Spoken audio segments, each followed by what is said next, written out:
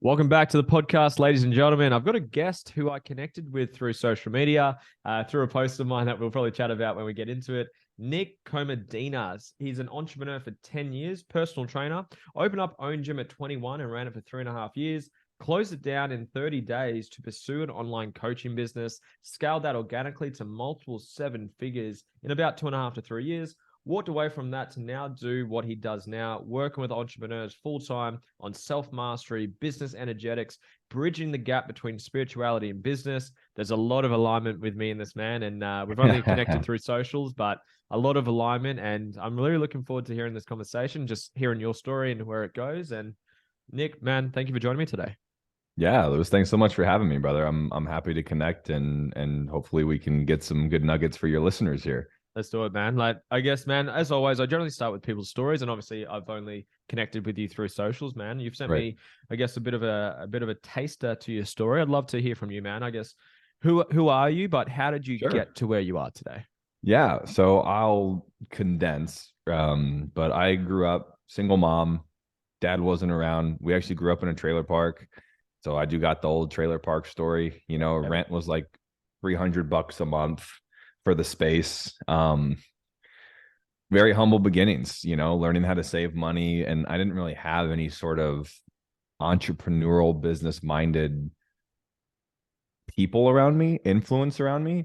Yeah. But for some reason, there was like this deep fire in me that just had a really hard time working for other people. And I've always been a challenger of how everybody else is doing things, you know, and I just saw massive holes in going and working for other people. And you know, I had like 2 jobs ever in my life. And by that time I was, you know, fully online, or I went into full-time personal training when I was 19.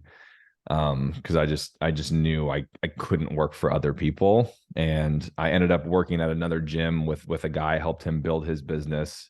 He ended up being a very mentally abusive boss to all the staff. And we left, kind of had no choice but to open my own gym in order to keep training my own clients and keep my business running. And then like you had discussed, I decided to shut that down in 30 days once I realized, man, I can reach way more people online. And I was in a small town at the time, and I kind of was at that crossroads of, I know if I stay here at this gym, I'm going to be in this small town for the next 50 years. Yeah. And I got to make this jump. So I jumped, closed the gym down. My income dropped like 70% and my living expenses doubled. And I sat there saying, you know, if I either make this work in 2 months or I go homeless. That was it. That was my only option. I had no thoughts of going and getting another job or anything like that. It was, I have to make this work. And then 1 year later, I was actually able to buy the first house I'd ever lived in my entire life. That was incredible. That was very emotionally charged experience for me. Continued to scale that. We ended up getting to a point where we had about 20 plus employees. Wow. on the team under us, through, you know, outreach specialists and sales and coaches and all of this. And it was amazing. But I went through a really, really toxic relationship, right? We bought a house together in Houston.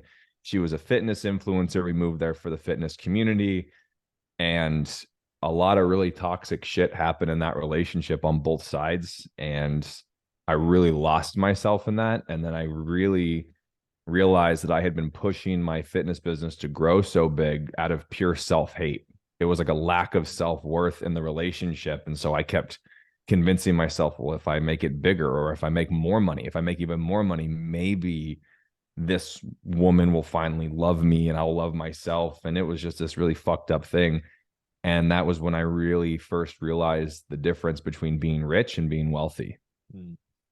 Because I was rich, but I was the brokest person that I knew. Yeah. So walked away from that last year, took about a 4-month sabbatical, if you will, and just really focused on tapping myself in spiritually, really healing a lot of trauma and allowing this version of me to awaken and see what I really was supposed to be doing in this world. But it was, you know, my views were very much glazed by shame and hate and all of these lower level emotions that we all cling to. And it really dilutes our ability to see what we're supposed to do here. And sometimes we really get off track. and it's really hard to get back on track. So for once in my life, after 10 years of nonstop running towards success, I actually realized I was running from myself. And so people will convince themselves otherwise. But when I finally stopped to let all of my trauma and my past and my lessons and everything catch up, I had no choice but to face them and integrate them. And it was hard, but I, transitioned, started a new business, and that business is about 9 months old as of the 4th of this month. And we just hit 2.5 million in revenue, which is our biggest, for me, that's my biggest, my best yet. Yeah. Right. That's my best PR yet for a brand new business. So it's been nothing but absolute blessings ever since I really decided to push into who I was supposed to be. Man, what a story, bro. That's definitely some tribulations there, and obviously some painful experiences, but also some beautiful experiences at the same time. Definitely. I think I would love to, man, I want to go straight to the juicy stuff, man. I'd want to go Let's do it. that spiritual journey. So you said you were, and I even love the way you word things and articulate it. You're going through, you're doing things out of self-hate or lack of self-love for who you are. You're chasing goals for the wrong reasons, the wrong fuel behind it. And you, I guess, went down the spiritual journey and the spiritual, I guess, the inner, looking underneath the hood for an example. And I guess I'd like to know what that was like from your experience, coming from someone from the fitness industry, and even using your words that you said you were glazed by certain beliefs and certain ways of thinking.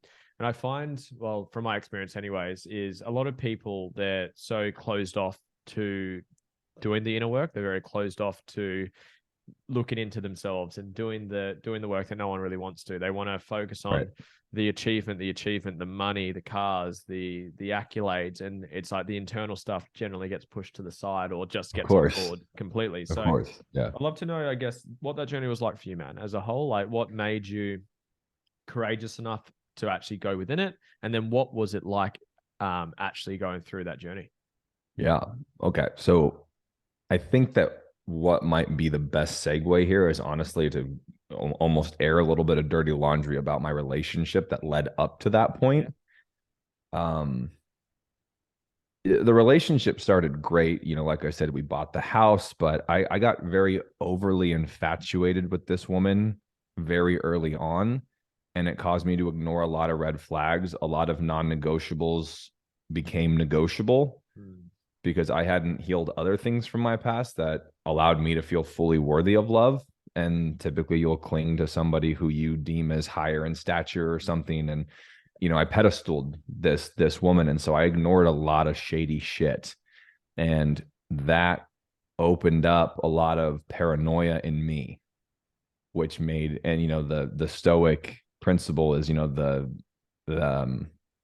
man who is, what is it? The man who is, like overworked up. Like if the king is afraid to be betrayed, he's going to go betray somebody first out of fear, and then people will betray him back. So the paranoid man is like the master of his own fate. Yeah. And that's really what it came down to. There was so much shit going on, so many things on her end, like, messages popping up from other guys saying, "Hey, babe." And I'm saying, what? And she's saying, "Oh, he's Australian. That's how they talk." And I'm like, "Oh, okay."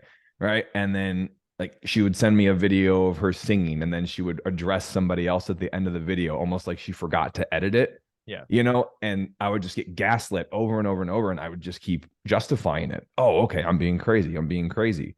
But it really starts to develop this like seed inside of you. And there's so much paranoia, there's so much panic, there's so much stress, there's so much anxiety, there's so many stories. And, we got into this house and all of that had built up. And then we have the perfect life, the perfect house, the perfect dog. I got all the money. And all of a sudden I went and cheated. And I'm like, why? Why did I do that? That was stupid. I'm never going to do that again. And then weirder things started happening in our friend group. I would catch her in weird situations with like one of my best friends and then another one of my best friends. And then so I started cheating more. And it just became this back and forth thing, and she hooked up with my first best friend. I found out, forgave her, but didn't say my shit. Right. I forgave her because I knew I was guilty. Mm. And then the next best friend happened again. Forgave her because you know you're guilty. So you start almost putting yourself in this game, and you just get deeper and deeper and deeper in this hole. And you think you deserve less and less and less. So you start tolerating more and more and more. And this goes way further than just a relationship. This is just my personal experience with this. So eventually it got to the point where, you know, it all came out where her and this other friend of mine had been sleeping around together for like a year, and everybody knew except me. And then I came out with my side. And then it was a very interesting turn where I became the outcast. I became the one who was in the wrong the whole time. I became the bad guy because I wasn't. I'm not really sure still on this one, you know, and it still to this day throws me into a loop a little bit. But I was more of the coach leader position. Yeah. And as you know, being a coach, people do pedestal you of you can't really do anything wrong. You can't really be a human being. And so I completely understand that response from everybody. But I basically had this whole life built for myself so that I could have an identity of awesomeness.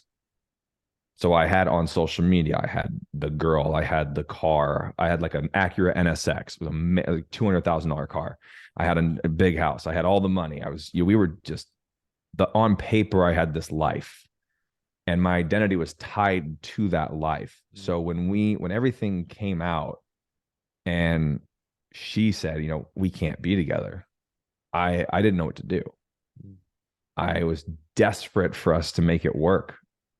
And you know, you look back on it now, and I'm like, I was so desperate to cling to this relationship where it was so obvious that we weren't right for each other. But I was so in a lacking state, and such a state of convincing myself that I was never going to find better, that I didn't deserve better.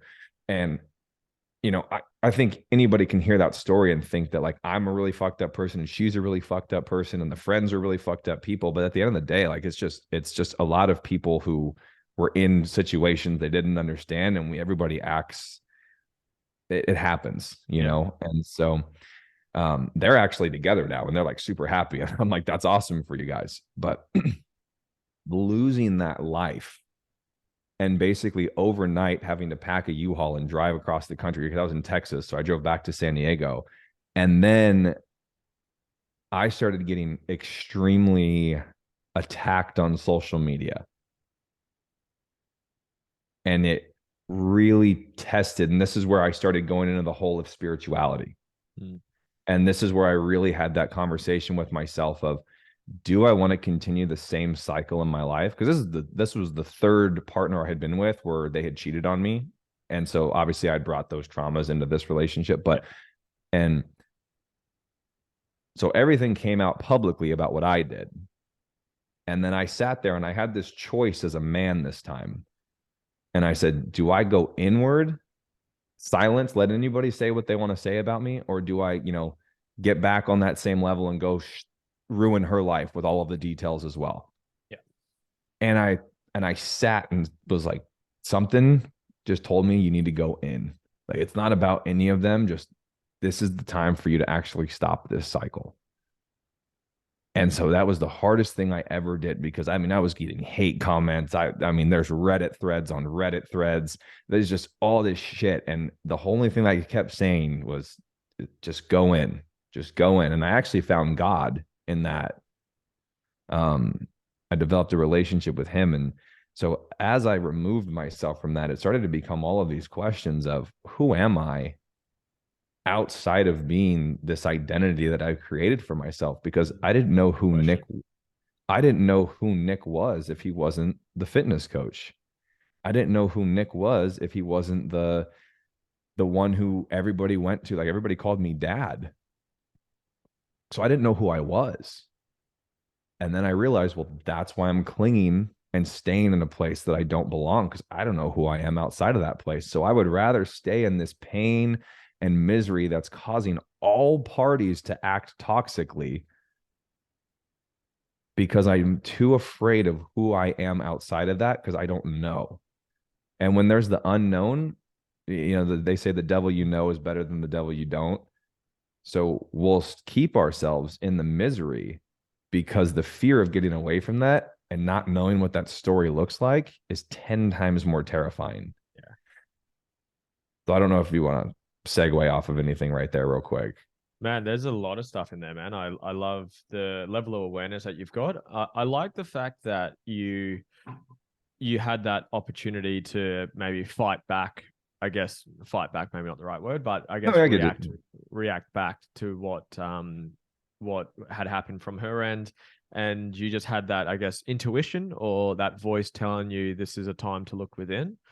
That I'd like to know maybe if you really zoom in on that and like what was that sort of voice like to you? Because I truly believe that your intuition and the universe or God or whatever your spiritual beliefs are, Sure. it's constantly trying to get you to be authentic. It's constantly trying to give you those feedback for what your purpose is, what your vision is, what your values Yep. are, trying to keep you in fair exchange with people. Because if you feel guilty or you feel resentment, then there's a lack of balance there somewhere.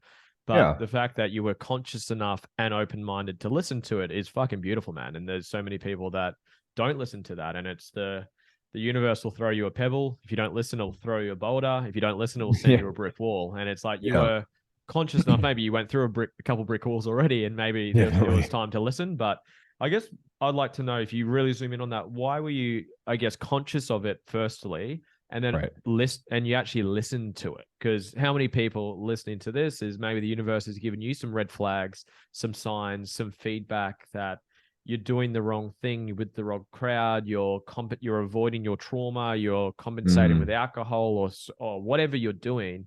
It's like we're just not listening to it. So I'd like to know mm. how are you able to be conscious enough to listen to it and also then follow that calling, then the Yeah. sign that God Well, was sending you. I think for that situation specifically about the retaliation aspect of it, I really sat and asked myself, and this actually, when I asked myself this question, it made it even harder to accept that she was doing it because I asked myself if I truly have ever loved that woman in any capacity, what does ruining her life do for me right now? And that was the only question I oriented around. Said the people already hate me. The people who want to hate me, they already hate me. So by me just exposing or casting any of that back, and I obviously I'm kind of doing that right now, but I feel like well enough time has gone by to where it's not going to affect any of us anymore. Like to think that either of us are that same person is just stupid. Like we're both well past that. But I think looking back at that, it was people hating her back or even more with these facts. It doesn't make them hate me any less. So why am I going to continue to keep putting myself back in the same energy and the same way of thinking and the same cycles that have caused me to be in this situation in the first place? Mm. So that was like my real wake up call. Wow, more of the same produces more of the same. Mm.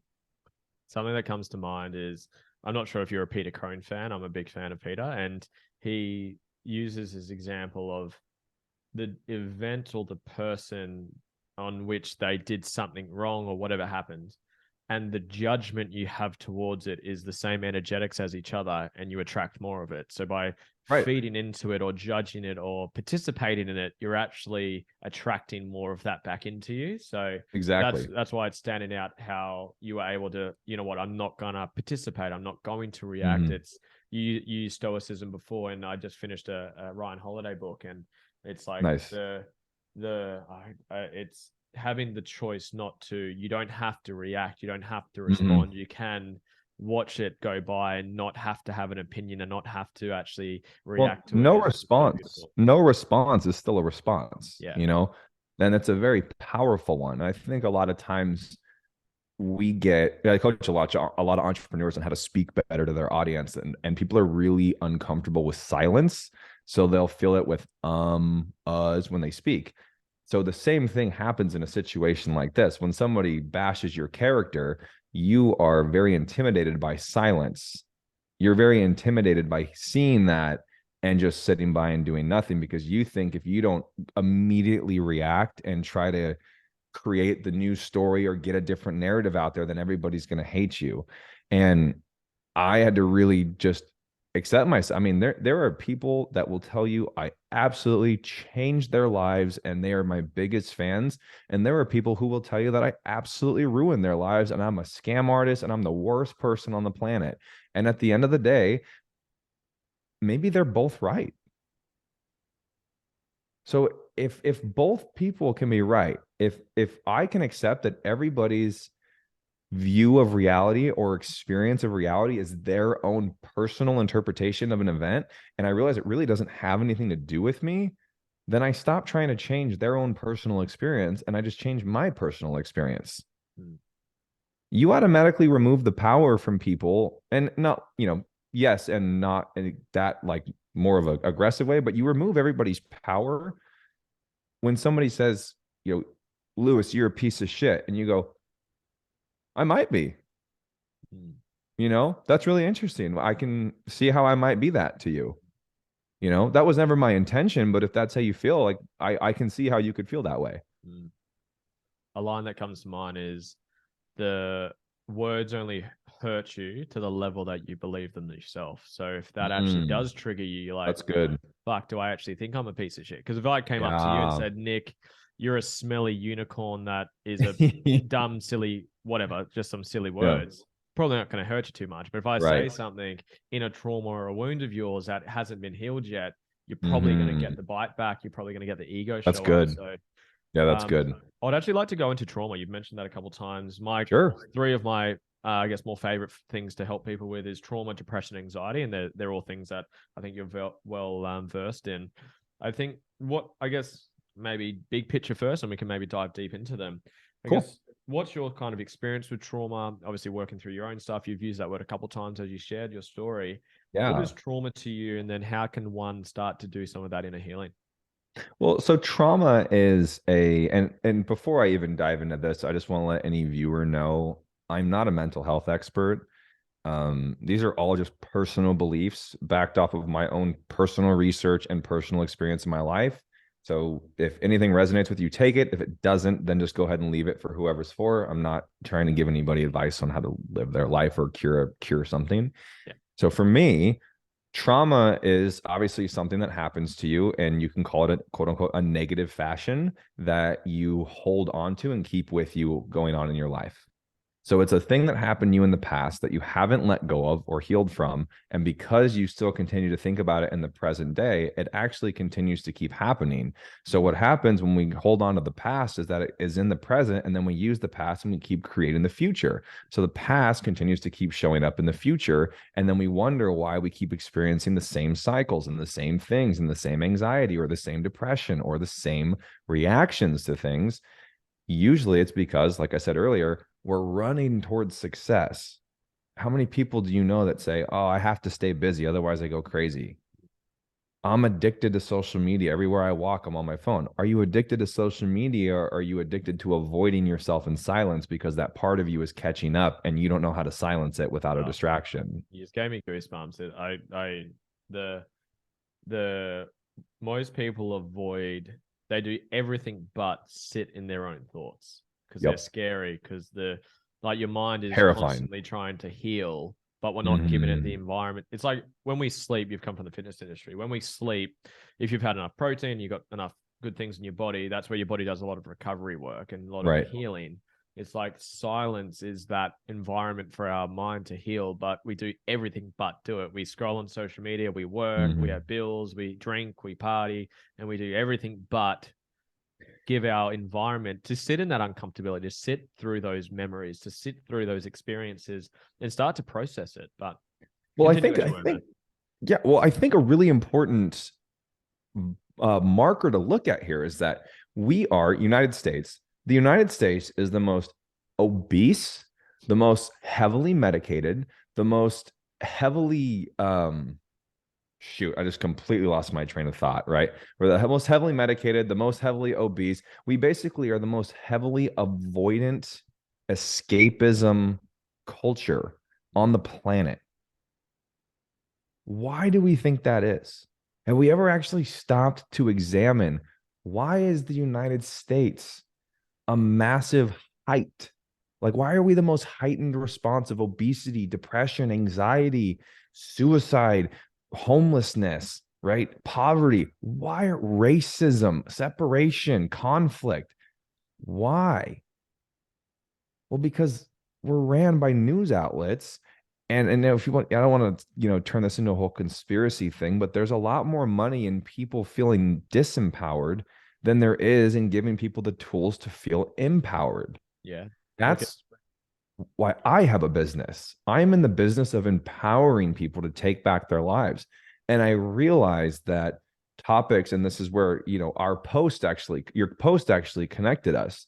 I realized that depression and anxiety are extremely heightened response topics for the average person's nervous system. Yeah. I understand. I completely empathize with that.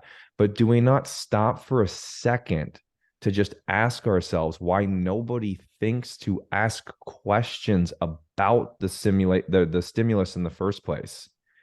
We say it's a chemical imbalance in the brain. I'm worthless. I can't fix it. Well, there's actually studies showing that because of that way of thinking, when people get diagnosed with depression, they actually become more depressed because now they feel like they're defective human beings. Mm. And there's significant recent studies showing that the chemical imbalance is actually not a real leg to stand on. There's no indicated proof So, from the something like recent. simple to add on that is it's the book behind me. It's called How to Do the Work. I Mhm. forget the gentleman's name. And it's like, if antidepressants actually worked, then why is the need and use of antidepressants keep getting more and more? If you were to That's a take great question. antidepressants, it should fix the problem, right? But they just need, it's like coffee. You need more and you need more and you need more and you need more and you need I'll more. I'll So do it's you not actually one. fixing it. I'll do you one better. They did a study where they took three groups, and one group they gave just exercise Yeah. to get over their depression, right? The other one they gave placebo. The other they gave anxiety depression medications and fitness. And I think it was 7% of the fitness only group, their depression returned. And it was either 14 or 21% of the people who used the meds and the fitness relapse. So what that showed was that people who were actually using antidepressants were 2 to 3 times more likely for their depression to return than the people who just did exercise alone. That's an astounding study to make. But, and again, I understand how threatening this can be for the average person's nervous system. And I know people can take this and immediately think that we are trying to be mental health experts and that we're trying to say depression doesn't exist or that, meds shouldn't be used. I actually know a couple psychologists, and they've explained to me some cool parts about like depression medication, how when somebody is too deep in a hole, antidepressant meds can actually be a ladder that helps them climb out of that hole to then wean off of. Yeah. And I think that's That's amazing. really good. Yeah. I think that's amazing. I still think, again, my own personal thoughts on this. I've suffered from depression. I've almost killed myself. I've had a gun to my head because of depression. I still think that the antidepressants should be the last resort. And all I think is that we should, at the very least, empower people to get away from the stigma. And I think people think it's a stigma to say you shouldn't have medication. I think it's a stigma to say you should because it removes somebody's power. Yeah. Somebody says, I'm feeling depressed, and they go, well, you should get medicated.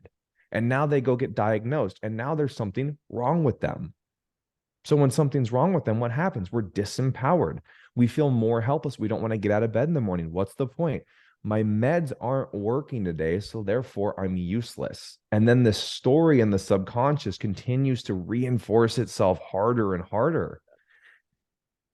To get a little bit more aggressive here, I actually think that the heavy reliance on antidepressants is criminal. And I think that the people doing it should be absolutely ashamed of themselves for pushing it at such a high capacity when really a marginally small percentage of the population actually needs them at all to help. I'm not saying they don't need them. I'm saying a lot less people than we think need them, in my personal opinion. I absolutely agree, man. And I like the life jacket example. Like if someone is near the brink of taking their own life and they're in the darkest hole they need, and they need something just to keep them afloat, to then address the core cause or the root cause of why they're feeling that way, then I think that absolutely can be used then as a tool.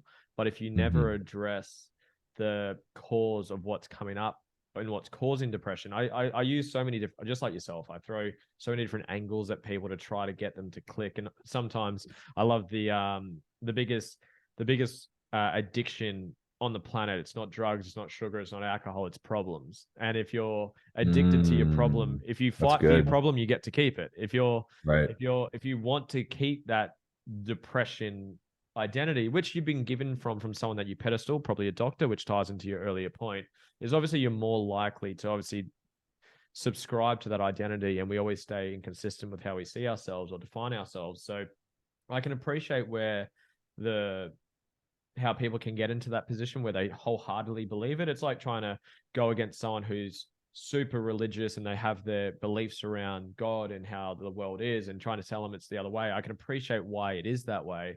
But when you can get shown studies and examples and alternative ways of doing that, which produces results again and again and again, if you're not open-minded to it, I honestly think you're choosing to stay there. You're fighting for the problem. Even if I'm wrong, why wouldn't you just try it? Or even if you're wrong, wouldn't you at least try it? Or do you want to fight for that diagnostics and stay where you are for the rest of your life? And that's a conscious choice. Right. So I do think, to empathize with the potential viewer who knows somebody who's super depressed or has been, the argument can always be, when you say just try, it's impossible to try when you're super depressed. You can't even get out of bed and stuff. I get that. And that's where depression meds for a short-term relief to get you functional again is amazing. Yeah. I 100% support that. I think the issue still comes back. It's a lack of empowerment issue to ask questions. If you look at the world that we live in, the society that we live in, we are getting groomed to no longer ask questions. We have all of these things that think for us. So whenever it comes a time for us to think for ourselves, that goes against what has been told to us, well, people start to get really offended. So when you look at COVID, for example, and you just simply ask the question, well, they really pushed a vaccine extremely fast. Okay. Now we're actually seeing a lot of people dying from that vaccine and getting really sick from that vaccine. Do we not think that there's something weird here? Well, and then you get the people who can't accept that way of thinking. So they say, how dare you? My grandma died during COVID or something, and I get it. People died. I'm not saying COVID was fake, but I'm saying, do we not just take a second to question the actions and say, this seems a little inhumane for the true statistics of what COVID actually was? You mentioned religion, and I have a relationship with God. I don't have a relationship with religion. So I just want to make that clear with people. I'm very spiritual. I went to a non-denominational Christian church when I was in San Diego. I absolutely loved it. I didn't agree with all their beliefs, but I loved the church. So I was able to listen to disagreeing beliefs and just go on my way.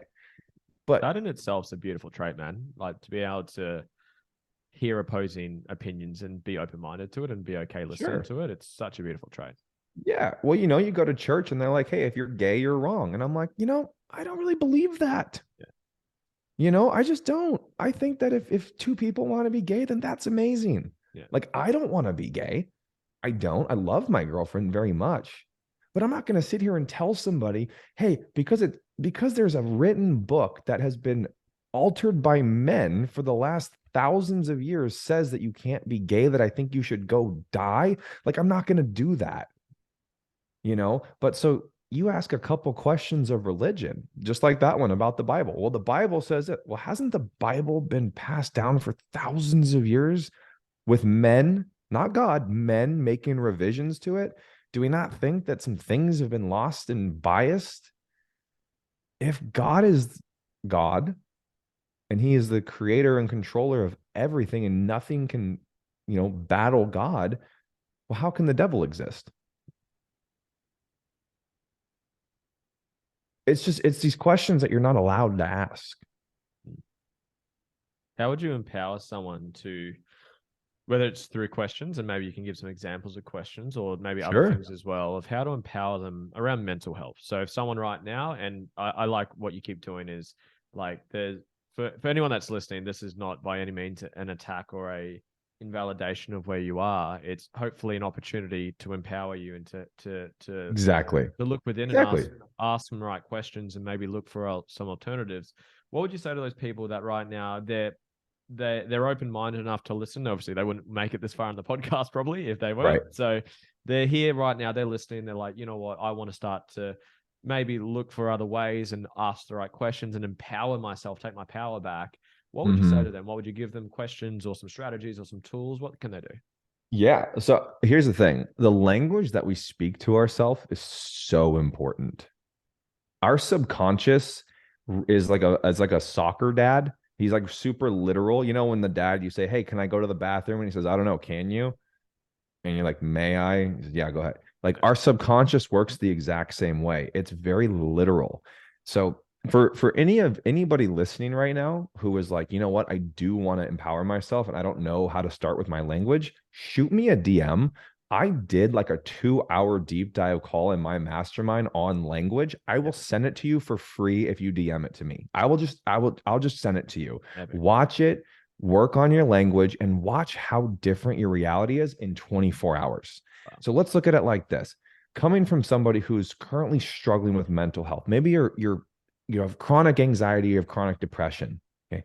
And what do most people say? I'm trying to get over it. So to be trying is to be in a constant state of try. So, which means if you tell your subconscious, you're telling it a command, I'm trying to get over.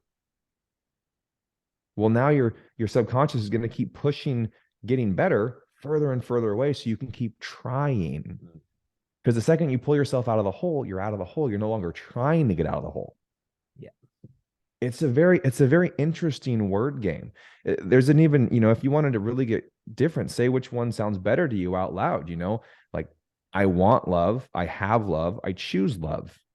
All three of those words sound and feel completely different in your body because words can physically manifest in a heartbeat. Mm.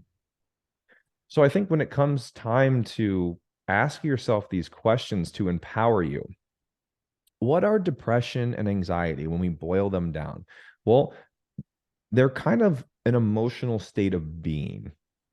Is that how does that make sense what I'm saying there? Sure. Okay, so it's an emotional state of being. Now, where is the emotional spectrum? Okay, we have all the bad emotions, quote unquote, on this side, and we have all the good emotions on this side. So the spectrum is able to be experienced by you. Yeah. So depression and anxiety are over here, happiness, excitement, anger, whatever else, right? Horny, all of these and other emotions are all over here. So when we're over here, what do? I'm super happy right now, but it's not going to last. And then we swing back here and we're anxious or depressed. And what do? We hold on to it. And then we create a story around it. And we say, I always have anxiety. Like my anxiety's so bad. I've never heard anybody say my excitement is so bad. I'm just riddled with excitement. Oh, every time I see them, I get so excited. It's awful. Well, it's still the same physical response, right? The same physical sensation, if you will. What happens when you're anxious? Shortness of breath, your heart starts pounding fast. What happens when you're excited? You get a shortness of breath, your heart starts pounding really fast. So what's the difference? Well, it's the story in which you're tying to it. It's the approval or disapproval of the stimulus causing that response in your body in the first place. So I think if people can just start undemonizing depression and anxiety. And again, I'm not saying that they're not extremely hard things to get through, but I think that when we experience them, we get into this story of unempowerment that says, oh shit, I'm experiencing this. I shouldn't be experiencing this. Mm. If I'm experiencing anxiety, depression, something's wrong. Or it's just a spectrum of emotions that we are going to continue to keep experiencing through every time we go through life. Yeah. Life is a life of duality. I cannot be happy if I do not experience sadness. Yeah. I cannot be excited if I do not experience anxiety. But when we have anxiousness and depression, we stay here and then we go through life on this spectrum and we just completely neglect the other side of the awesomeness. Yeah. Does that make sense? 100%, man. And there's just so much alignment. A lot of the words you're using and the examples you're using are all things that really resonate with me, and they're very similar to the way that I teach it as well. And it comes back to similar, where it's like the judgment over the event is the same energetics of it. It's like in a similar capacity here. The judgment that it's wrong, like you were saying, it's not good or bad. It's a part of the human experience. It's Right. like you judge it for being bad, but it's the judgment that gives it the power.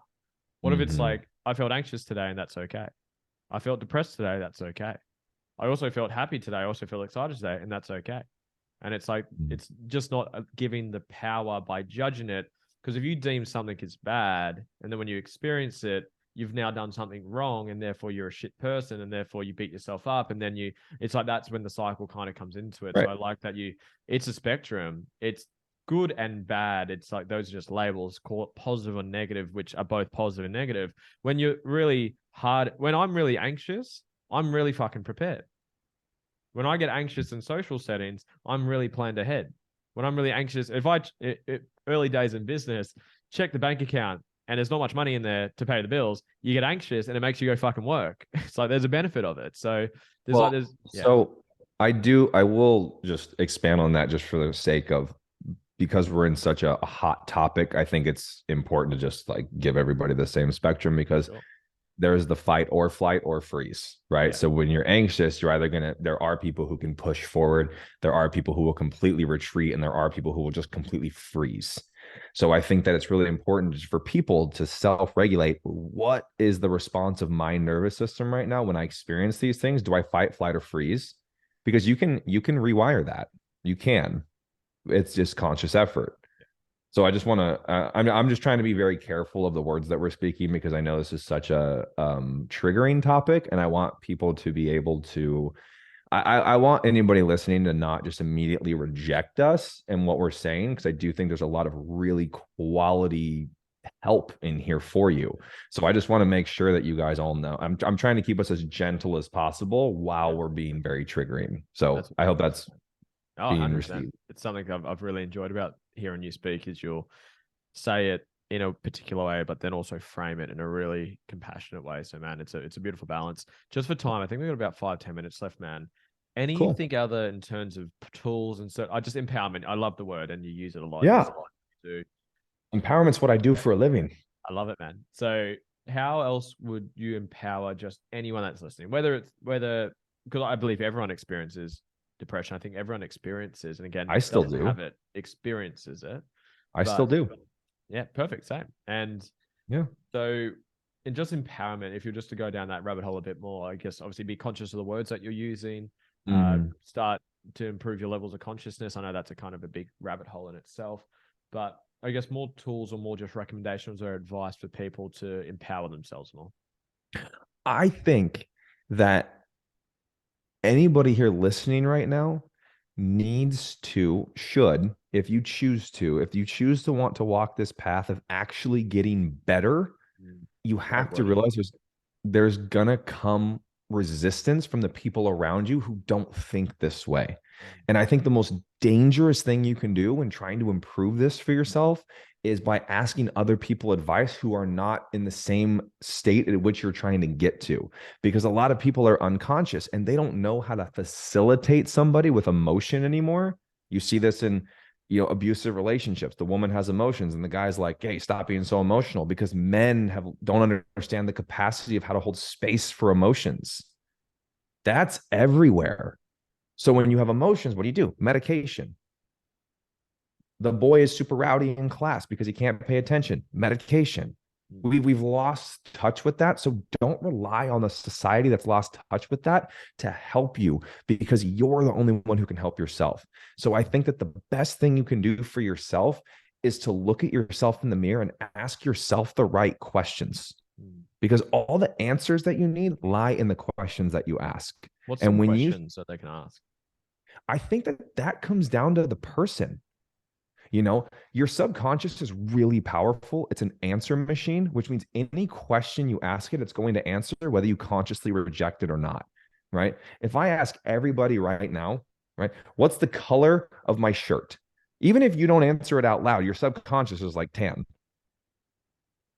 Okay. So when you ask yourself a question, you're planting seeds. Now let's look at the questions we usually ask ourselves.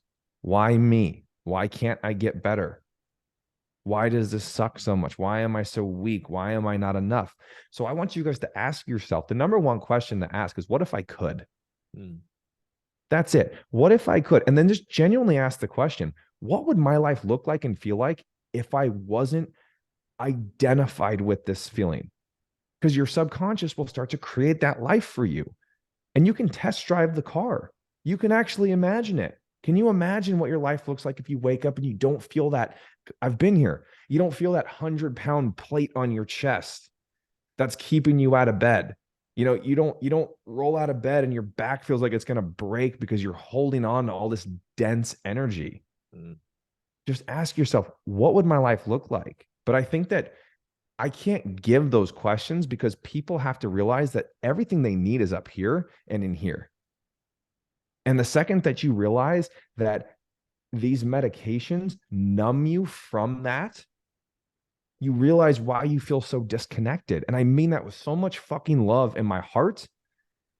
You guys just have to come home to yourselves and ask yourself the questions like, where am I right now? Where am I? Go find yourself. And when you find yourself, you're going to fucking know it. And that version of you is going to know exactly what questions for you to ask, and you're going to get the answers you need. Wow. Let's finish on that. That was a beautiful, beautiful outro.